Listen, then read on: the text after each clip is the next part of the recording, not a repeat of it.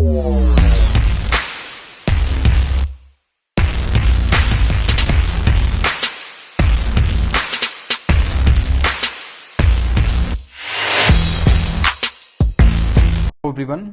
so this is your CAPF paper 2 enrichment program, and in that we are covering the current development relating to internal security. So you can say that this is a value addition program. In that we have already covered the basics of internal security, and we took 2 live sessions regarding the internal security. In that we have resolved many doubts of the students, and apart from that we felt कि हमें थोड़ा सा और इनको boost up करना होगा students को, so that we are providing a value addition. और आज का जो टॉपिक रहेगा हमारा वो रहेगा border management, mainly the maritime border management.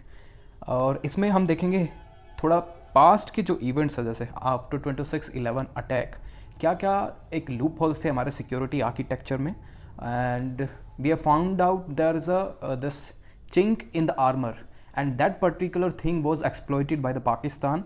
और वहाँ से जो सी के रूट से they took a inflatable this boat, और वो एंटर करके इंडिया में, and they carried out the one particular attack in the Mumbai. तो ये अब एनालाइज करेंगे, उसके बाद क्या मेजर इनिशिएटिव लिए गवर्नमेंट ऑफ इंडिया ने, कैसे सिक्योरिटी फोर्सेस के बीच एक सिनर्जी कायम की, कौन कौन से नए इंस्टीट्यूट या फिर सेटअप हमने किए हैं आफ्टर 26/11। सो डायरेक्टली हम आते हैं अब पर्टिकुलर न्यूज़ पे। ये न्यूज़ है 26/11 को, जो एक 12th एनिवर्सरी थी लास्ट ईयर। उसके बाद ये इंपॉर्टेंट स्टेप्स लिया है हमने। क्या स्टेप्स लिया? 2014 में एक हमने information management and analysis centre बनाया है। उसमें क्या होता है, उसमें जैसे हमारे इंडियन नेवी है, इंडियन कोस्ट गार्ड है, और कोस्टल पुलिस सर्विस है, coastal police service, so marine police हम इसको बोलते हैं। तो 26/11 में क्या हुआ, तीनों फोर्सेस आपस में जो इंटेलिजेंस है वो शेयर नहीं कर रही थी, and although we had some intelligence but वो एक्शनेबल इंटेलिजेंस नहीं थी रिगार्डिंग द अटैक, और उसी के कारण 26/11 हमारा हुआ। तो to overcome that particular intelligence failure, India ने क्या इस्टेब्लिश किया, IMAC, जो कि गुड़गांव में है। इसमें हम क्या करते हैं, information management and analysis centre. तो ये अंडर इंडियन नेवी है। इसमें जितनी भी वाइट शिपिंग बोले जो, तो कमर्शियल शिप्स हैं आपके, उनकी मूवमेंट्स को हम टारगेट करते हैं, ट्रैक करते हैं।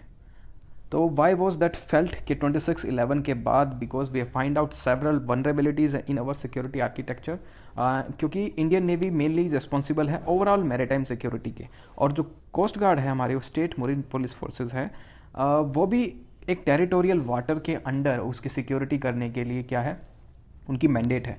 But we have found out के दोनों के बीच में सिनर्जी नहीं थी जब भी 26/11 हुआ।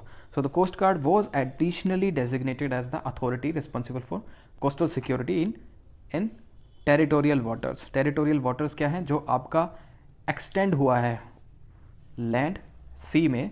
Suppose this is your land and this is sea, so इस लैंड के अंदर जो सी आता है, right, that is territorial water, और वो किसके अंडर है, कोस्ट गार्ड और मरीन पुलिस। सो अब बात करते हैं हम IMAC के है, जो कि गुड़गांव में एस्टेब्लिश किया है। ये एक नोडल सेंटर है, maritime security information collection and dissemination. किस चीज़ की एक ट्रैकिंग करता है, मैंने बोला आपको वाइट शिपिंग, जितने भी कमर्शियल व्हीकल हैं, वेसल्स हैं सॉरी, और उसके अंदर एक इम्पॉर्टेंट जो चीज़ है वो है national command control communication and intelligence network. तो ये मॉनिटर करता है पूरा हमारा मैरीटाइम ट्रैफिक को, जो इंडियन ओशन रीजन से जाते हैं, जितनी भी आप इंटरनेशनल कार्गो वहाँ से ट्रांसफ़र होता है, तो हम पता लगा लेते हैं क्या ये ऑथोराइज्ड वेसल है, किस कंट्री का ये वेसल है, क्या इसका डेस्टिनेशन है, क्या इसका ओरिजिन है।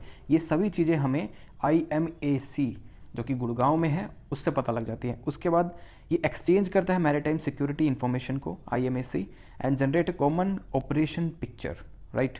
So it is important that IMAC track only non military को ही ट्रैक कर सकेगा, क्योंकि अगर मिलिट्री जो वेसल्स हैं उनको ट्रैक करना, वो किसके अंडर आता है, directorate of naval operations. So naval operation के अंडर वो है, वो कॉन्फिडेंशियल इन्फॉर्मेशन है, पब्लिक डोमेन में वो नहीं होती। So what does IMAC looks at, Indian ocean region, ये आप याद रखिए। दूसरा, कैसे वो ट्रैक करता है, automatic identification system, that is important. जितने भी स्टूडेंट्स हैं इलेक्ट्रॉनिक्स एंड कम्युनिकेशन इंजीनियरिंग के, वो इसको ध्यान से पढ़ें कि AIS क्या है, ऑटोमेटिक आइडेंटिफिकेशन सिस्टम, इंटरव्यू में भी पूछ सकते हैं आपसे। सो इसका हम थोड़ा फीचर देख लेते हैं इंडियन ओशन रीजन का, कि 5500 नॉटिकल माइल है इसकी लेंथ, और डेली अराउंड 11,000 to 12,000 शिप यहाँ से हमेशा गुजरती हैं। तो कितना बिजी ये particular sea line of communication है हमारा इंडियन ओशियन, और चाइनीज़ वेसल सबसे ज़्यादा यहाँ से गुजरती हैं। तो we can put some pressure on Chinese vessel also because they passes through the Malaccan strait, right. So Malaccan strait के पास हमारा कौन सा आइलैंड है? अंडमान एंड निकोबार आइलैंड, और उसको हम बोलते हैं अनसिंकेबल एयरक्राफ्ट कैरियर, और वो एक हमारा स्ट्रेटेजिक आइलैंड है जो चाइना भी उससे बहुत ज़्यादा डरता है। So, coming back to the topic, that steady rise of Chinese research vessels in the Indian Ocean region, जो Chinese research vessels of Indian Ocean region में उनकी जो टाइमिंग है और जो उनकी फ्रिक्वेंसी है बहुत ज़्यादा बढ़ रही है, तो इंडिया के लिए एक मेजर थ्रेट्स है, राइट। सो IMAC क्या करेगा? The data has shown an increase, और चाइनीज़ वेसल या फिर चाइनीज़ फिशिंग जो बोट्स है सभी यहाँ पे आएंगी तो उनको ट्रैक कर सकेंगे। IMA का फंक्शन हमने आपको बता दिया कि रडार चेन होती है, रडार चेन के under we track ship who has AIS। What is AIS? Automatic identification system. हर एक पर्टिकुलर बोट में ये कंपलसरी है, ये होना चाहिए। अगर उस बोट की लेंथ कितने मीटर से ज़्यादा होगी?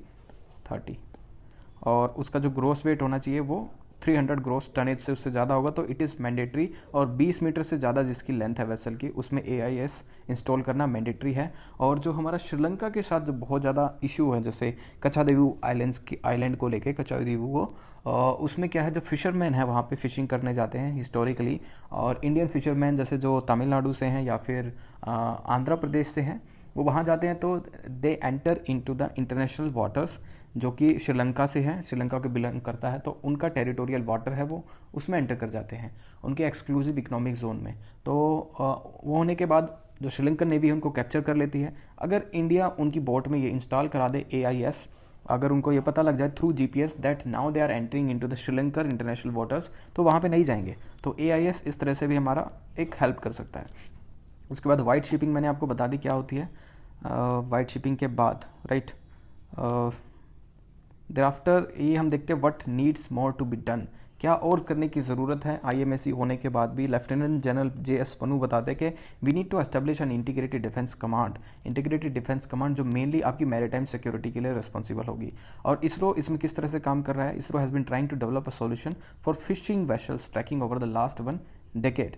उसके बाद cabinet committee on economic security, cabinet committee on security is also considering a proposal by the Navy to develop a national maritime awareness center, right। तो इस पर्टिकुलर जो न्यूज़ में था ये इतना ही था। इसके बाद जो दूसरी न्यूज़ है वो है India to bring more nations into coastal radar network. क्या होता है कोस्टल रडार नेटवर्क? ये आपको पता होना चाहिए। ये एक लिसनिंग पोर्ट ऐप लगा लीजिए, एक रडार नेटवर्क। हर एक इंडिया चाहता है कि मोस्टली जो उनकी नेबरिंग कंट्रीज़ है यहाँ पे इंस्टॉल हो सके, जैसे मालदीव्स, म्यांमार, बंगाल या बांग्लादेश, यहाँ पे कोस्टल रडार आप एस्टेब्लिश करें जिससे आप इंटरनेशनल जो वेसल्स हैं, कार्गो वेसल्स हैं, उनको आप ट्रैक कर सके। वाइट शिपिंग की हमने बात की थी। अगर चाइना की रिसर्च वेसल कहीं पे बांग्लादेश के पास आती है या फिर म्यांमार या फिर मालदीव्स, तो इंडिया को उससे पता चल जाएगा। और कोई भी मिलिट्री वेसल्स वहाँ पे आती हैं, इंडियन ओशन रीजन में एंटर करती हैं, तो इंडियन नेवी को जब भी पता हो जाएगा और they will be alert in case of any this circumstances.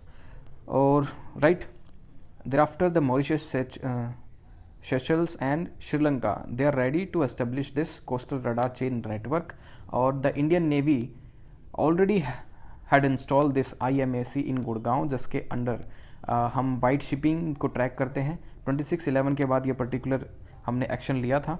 उसके बाद देखिए तो maritime security coastal defence exercises begin. ये इंपॉर्टेंट एक्सरसाइज है मैरीटाइम सिक्योरिटी, पेपर 1 के लिए बहुत ही ज़्यादा इंपॉर्टेंट है, और पेपर 2 के लिए जैसे इंडियन ओशियन को करके कोई भी क्वेश्चन आ गया, जैसे इंडो पैसिफिक कमांड को लेके आ गया, या फिर सिक्योरिंग इंडियाज इंडियन ओशियन, हाँ ठीक है, is very important for India, इस तरह से आ गया, तो आपको मैरीटाइम सिक्योरिटी का वहाँ पे मेंशन करना पड़ेगा। तो 2 चीज़ें हैं, जैसे सी विजिल, 2 चीज़ें पता होनी चाहिए। सी विजिल आपका बायनियल एक्सरसाइज है, 2 साल में एक बार होता है। जनवरी 2019 से शुरू हुआ था, 2021 में लास्ट हुआ है। और इंडिया की जो कोस्ट लाइन है 7,516 किलोमीटर है। उसके बाद 13 कोस्टल स्टेट्स हैं इंडिया की जो इंटरनेशनल वाटर से टच है। उसके बाद the navy said in statement क्या, उसके बाद जैसे हम इंपॉर्टेंट एक्सरसाइज की बात करें, TROPEX, theatre level exercise, theatre level readiness operation exercise conducted by the navy every 2 year, ये भी आपकी बायनियल एक्सरसाइज है। तो सी विजिल एंड ट्रोपेक्स ये थिएटर लेवल है, सी विजिल में आपका क्या है, मेनली जो आपकी सेंट्रल आर्म पुलिस फोर्सेस हैं वो भी इसमें पार्टिसिपेट करती हैं। जैसे अगर मैं बात करूं, इसमें national security guard plus coast guard, Indian air force, BSF सभी इसमें पार्टिसिपेट कर रही हैं आपकी सी विजिल में। तो right, next is Andaman Nicobar will be A maritime hub. Prime minister ने अनाउंसमेंट की है ऑलरेडी। हमने जो optical fibre cable between Chennai and the island establish की है, तो वहाँ पे अनइंटरप्टेड जो हमारा कम्युनिकेशन एस्टेब्लिश हो सके, बिकॉज निकोबार आइलैंड को हम किसी भी कीमत पर नहीं खो सकते। तो वहाँ पे एक आपका एक जो कम्युनिकेशन सेटअप होना चाहिए अच्छा। उसके बाद जो मैंने बताया कि अंडमान एंड निकोबार आइलैंड एक कितना स्ट्रेटेजिकली इंपॉर्टेंट लोकेशन है उसकी। It was very close to the Malaccan strait. वहाँ से चाइनीज़ की जो जितनी भी इकॉनमी है या फिर जो उनकी शिपिंग है, 70% of the trade it is passing through the Malaccan straits through the ships. तो वहाँ पे हम उसको प्रेशर पॉइंट बना सकते हैं चाइना के अगेंस्ट, उसको वहाँ पे पुश कर सकते हैं। तो ये हमारा अंडमान एंड निकोबार आइलैंड की जो स्ट्रेटेजिकली लोकेशन है वो बहुत ही ज़्यादा इंपॉर्टेंट है। सो इस पर्टिकुलर आई थिंक इस वीडियो में इतना ही। नेक्स्ट टाइम और भी इंटरनल सिक्योरिटी से जो हम टॉपिक लेके आने वाले हैं, जैसे हमारे जो नॉर्मल टॉपिक्स है जैसे फूड सिक्योरिटी से हो गए, ये भी हमारे इंटरनल सिक्योरिटी का एक पार्ट है। So thank you for watching the video.